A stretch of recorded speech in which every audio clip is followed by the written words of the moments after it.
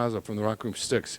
You're listening to Pavlina's Kidz Place here in Orlando, Florida. Hey everyone, this is Pavlina from Pavlina's Kidz Place. I'm on location at SeaWorld in Orlando with the co-founder and bass player of the iconic rock group of Styx, Chuck Panozzo. Hello. Hey Pavlina, how are you today? I'm great. How are you? Very well, thank you.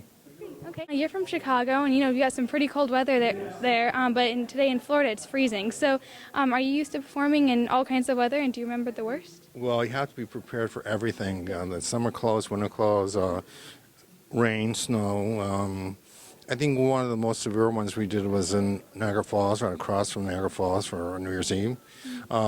It was really cold out for sound check, but by the time we had to play the performance, there were 30,000 people out there. Yeah. So if they're warm enough, I'm warm enough too. That's how it works. Yeah, definitely. That's awesome. Okay.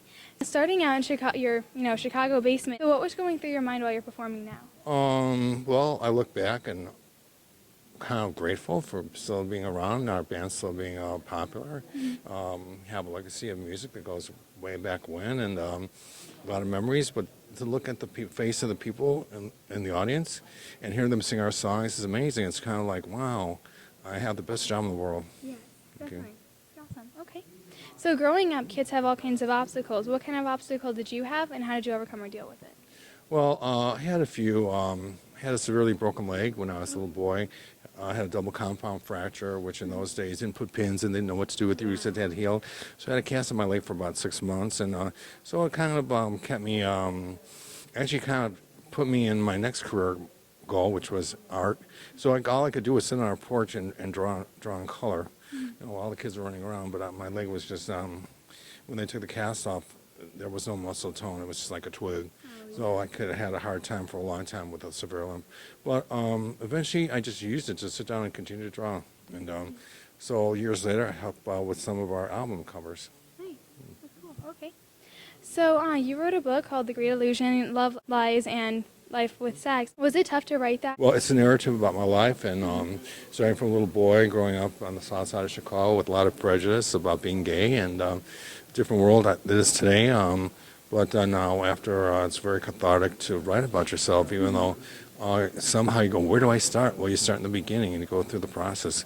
And actually it's it's kind of sentimental sometimes, you kind of laugh sometimes. It's kind of like a roller coaster ride of emotion, but at the end it's uplifting. Yeah, definitely. That's great.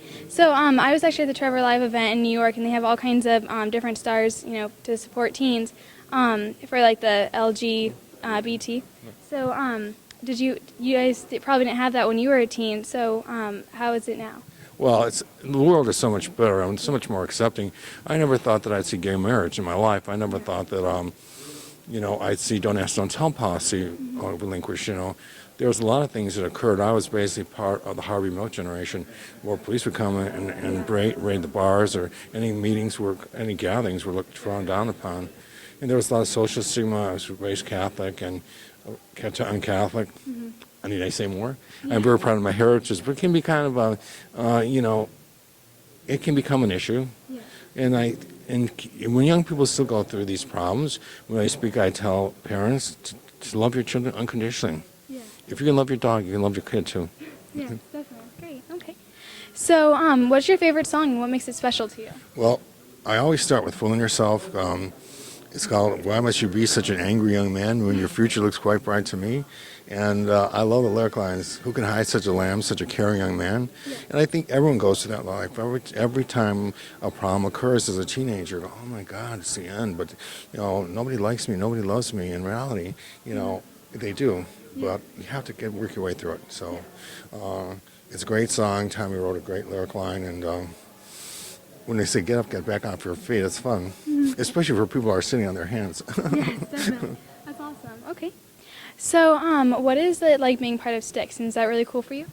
Well, in 1962, my twin brother and I started this little band in our basement.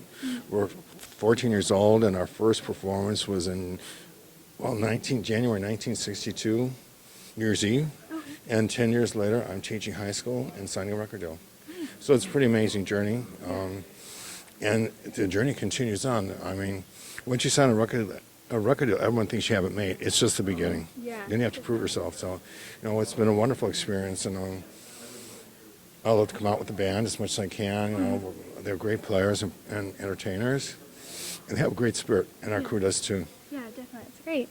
So I heard that your tour bus has a lot of healthy food. Are you really into healthy food? Well, I better, because there's nothing else to eat. No, it's very healthy. Everyone's very health conscious these days, which is really good. You know, I mean, we talk about what we're eating. They're all in great shape. The guys are do exercise. It's not like it was in the old days. Yeah. You know, we don't have that great big bucket of beer anymore. Yeah, definitely. That's great. So what are your upcoming plans and events? Well, I leave. I go home tomorrow, and I fly out to West Hollywood for 4 days, and I'm going to perform with a band out there on my own. And then we head out to Texas, and we're going to play the rodeo. And there's about 50,000 fans waiting for us there, so it'll be exciting. That's great. Well, thank you so much for talking to me. Thanks, Pavlina. Nice to meet you.